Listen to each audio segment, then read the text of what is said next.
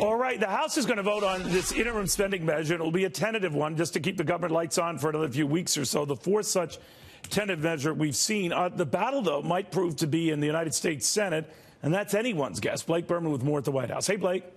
Hi there, Neil. And DACA fix is at the centerpiece of all of this, even though it is separate from a government spending bill that is being debated right now. And the president drew a line in the sand once again as it relates to the wall, as he tweeted out the following this morning, saying, quote, "We need the wall for the safety and security of our country. We need the wall to help stop the massive inflow of drugs from Mexico, now rated the #1 most dangerous country in the world. If there is no wall, there is no deal."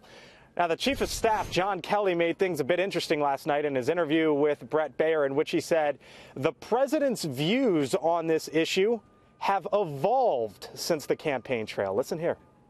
He has evolved in the way he's looked at things. Campaign to governing are two different things, and this president is very, very flexible in terms of what is within the realm of the possible.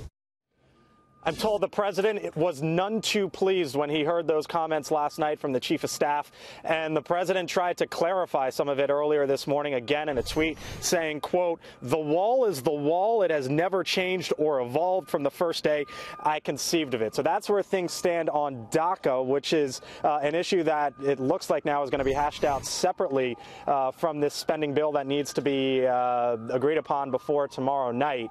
There is a vote in the House, Neil, that is expected to take place later this evening, and here is what I was just told from a senior White House official.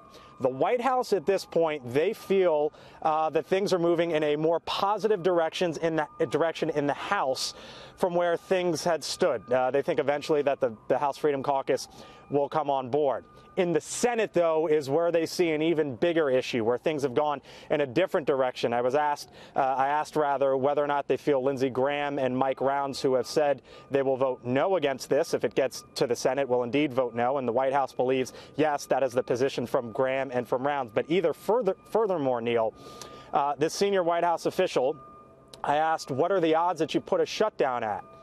And I was told 1 in 2, 50%. Wow. Increasing as they head to Friday.